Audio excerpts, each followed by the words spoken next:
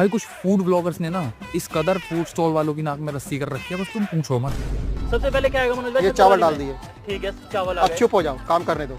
और क्या आएगा मनोज भाई 70 में? पहले पूछ लो, सवाल पूछो। ये तो पनीर लग रहा है मनोज भाई, शाही पनीर है क्या? अगला आइटम क्या है मनोज भाई? सबसे पहले तेरे कमर पे डंडा आएगा और आंखों में लाल मिर्च।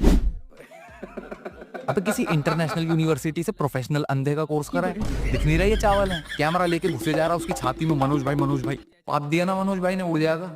सबसे पहले क्या है मनोज भाई? सलाद में क्या क्या मनोज भाई? सिर्फ खीरा? ये देख लो यार, ये सांसारिक मोहमाया के जाल में फंसा हुआ मेमना एक ही चीज रटे जा रहा है।